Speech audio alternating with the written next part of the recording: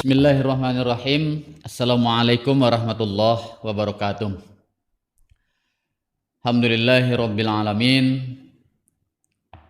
Wa bihi nasta'inu ala umuri dunya waddin. Wassalatu wassalamu ala asyrafil anbiya'i wal mursalin wa ala alihi wa ashabihi ajma'in. Wa qala Allah ta'ala fil Qur'anil Karim, Na'udzu billahi minasyaitonir rajim. Bismillahirrahmanirrahim. Ya ayyuhan nas kulu mimma fil ardi halalan thayyiban wa la tattabi'u khutuwatis syaiton innahu lakum aduwwum mubin. Shadaqallahul azim. Suratul Baqarah, surat yang kedua, ayat 168. Pemirsa PPMTI TV dimanapun berada yang bisa menjangkau channel ini, kembali puji dan syukur kita ucapkan kepada Allah Subhanahu wa Ta'ala. Mudah-mudahan puasa kita di bulan Ramadan kali ini bernilai ibadah dan diterima oleh Allah Subhanahu wa Ta'ala. Amin ya rabbal alamin. Salawat dan salam kepada Nabi kita, yakninya Nabi besar Muhammad sallallahu alaihi wasallam. Pemirsa PPMTI TV rahimakumullah, pada kesempatan kali ini judul tausiah kita adalah makanan yang halal lagi baik. Mengawali apa yang disampaikan di awal muqaddimah tadi, ayat yang berkaitan dengan persoalan makanan yang halal lagi baik, Allah Subhanahu wa Ta'ala berfirman dalam Al-Quran, Ya ayyuhan nas kulu mimma fil ardi halalan thayyiban. Wahai manusia, makanlah apa yang ada di atas permukaan bumi dengan cara yang halal lagi baik. Wala tattabi'u khutuwatis syaiton. Jangan ikuti jalan setan. Innahu lakum aduwwum mubin. Karena setan itu musuh yang nyata. Dalam ayat ini Allah Subhanahu wa Ta'ala mengawali dengan kalimat Ya ayyuhan nas. Tertuju panggilan ini untuk seluruh manusia. Apakah manusia itu Islam ataukah non-Islam, tua, muda, laki-laki, perempuan. Dalam konteks ayat ini, selagi dia manusia, maka Allah menyeru tentang persoalan makan ini.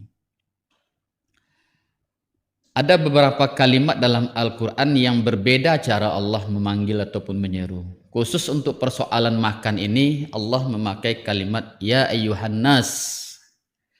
Tapi ada di ayat lain, contoh sederhananya ayat yang berkaitan dengan kewajiban puasa. Allah Subhanahu wa Ta'ala dalam surat Al-Baqarah 163 itu menyampaikan Ya ayyuhallazina amanu kutiba alaikumusiyam. Konteksnya yang dipanggil oleh Allah Subhanahu wa Ta'ala dalam persoalan puasa adalah allazina amanu.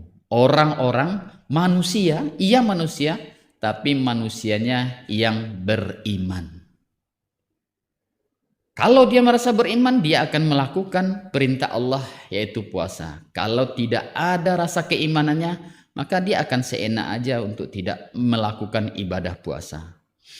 Berbeda dengan konteks makanan yang halal lagi baik. Allah memakai kalimat Ya ayyuhan nas.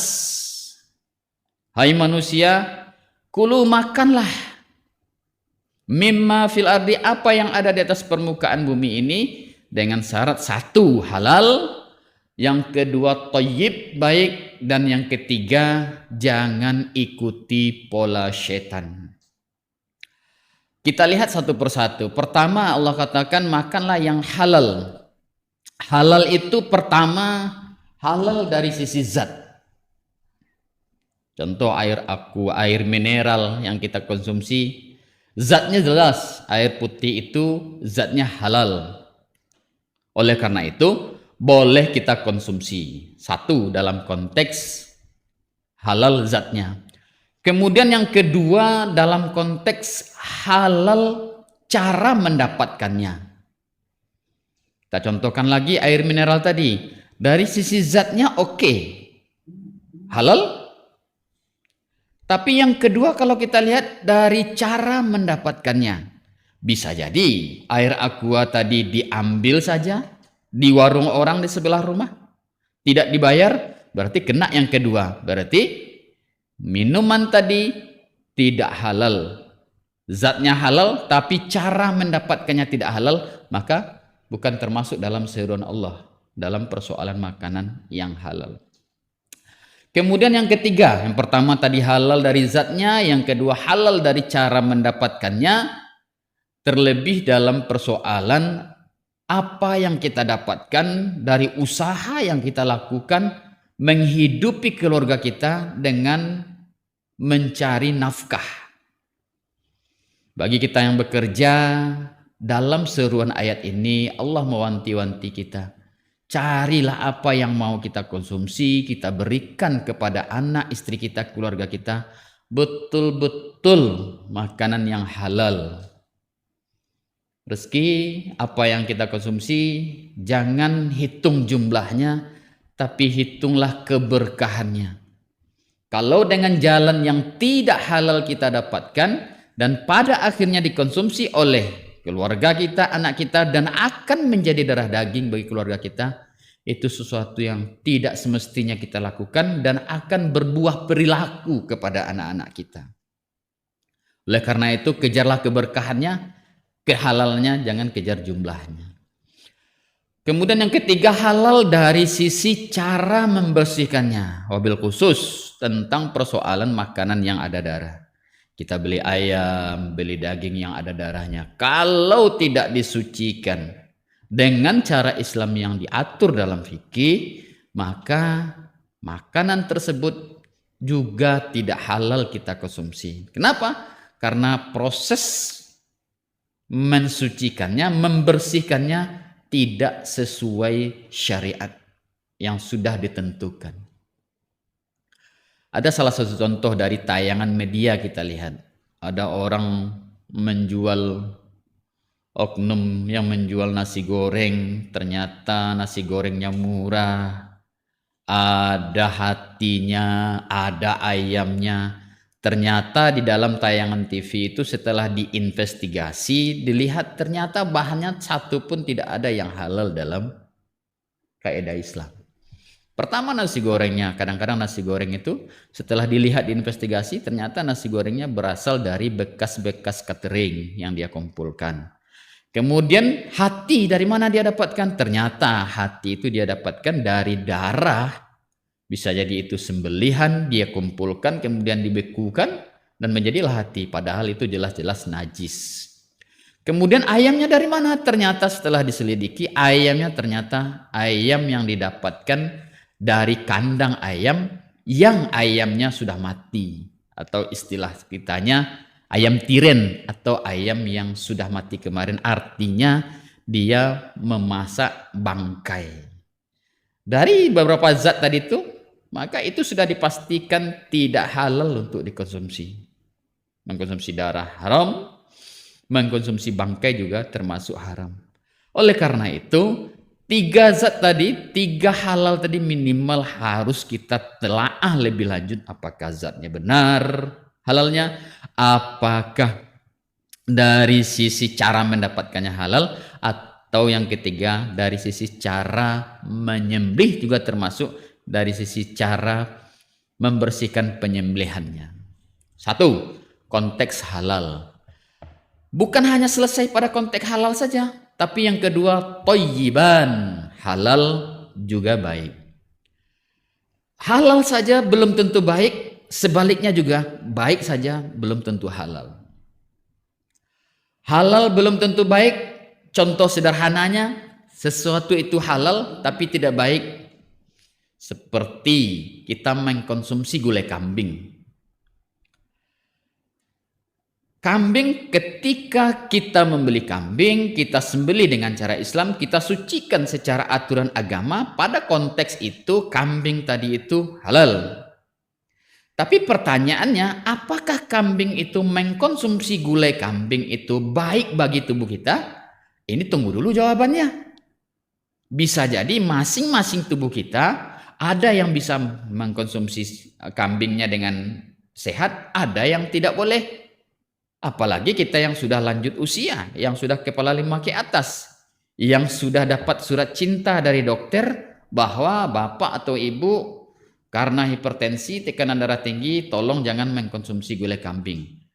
Ketika saat seperti itu kambingnya halal, punya kita yang membeli, kita yang membersihkan secara Islam, tapi ketika tubuh kita tidak bisa mengkonsumsi kambing, maka pada saat itu makanan gulai kambing tersebut halal tapi tidak baik bagi tubuh kita. Makanya harus selaras antara halal dengan baik. Baik saja belum tentu halal. Contoh minuman tadi. Minuman itu minuman mineral baik bagi kita, tapi ketika cara mendapatkan minuman tadi tidak halal, maka minuman tadi juga tidak halal, baik tapi tidak halal. Makanya konsep Islam amat sangat luar biasa, meneliti, memahami apa-apa yang akan kita konsumsi, apa-apa yang akan kita berikan pada tubuh kita ini, lebih-lebih kepada sanak keluarga kita, anak dan kemenakan kita. Dua, halal baik. Dan yang ketiga adalah jangan mengikuti pola makan ataupun minum syaitan. Karena kita tahu innahu lakum aduwwum mubin. Syaitan itu musuh yang nyata. Bagaimana cara mengkonsumsi makan ala setan? Rasul juga mengingatkan adab tentang makan. Wala yasribanna ahadukum qaiman. Jangan makan dan minum berdiri, apalagi berdiri. Bahkan sampai adab pun ketika kita makan atau minum, ketika kita minum tidak boleh bernapas dalam gelas. Itu apa? Itu termasuk pola-pola, apalagi kita makan terlalu banyak. Yang pada akhirnya seluruh makanan kita telan semuanya, tidak ada kesempatan untuk perut kita untuk menghirup udara, kesempatan untuk yang lain-lain. Pada akhirnya apa? Semua makanan masuk ke dalam perut. Kalau perut sudah terisi semuanya, pada akhirnya mata akan mengantuk, malas untuk melakukan aktivitas-aktivitas ibadah. Pemirsa PPMTI TV dimanapun berada yang mendengarkan siaran ini, itulah 3 jalan yang digariskan oleh Allah Subhanahu wa Ta'ala dalam Al-Baqarah 168 tentang betapa pentingnya mengkonsumsi yang halal, lagi baik, dan mengkonsumsi yang tidak, dan mengkonsumsi sesuatu jangan memakai jalan ataupun cara-cara syaitan. Mudah-mudahan bermanfaat bagi kita yang selama ini makanannya belum halal. Mari rubah perilaku kita, rubah pola kita, agar apa yang kita makan betul-betul terjaga kemurniannya dari sisi zatnya, dari sisi kehalalannya, dari sisi kebaikannya, dan dari sisi tidak mengikuti jalan-jalan setan. Mudah-mudahan bermanfaat. Fa'tabiru ya ulil absar la'allakum turhamun. Assalamualaikum warahmatullahi wabarakatuh.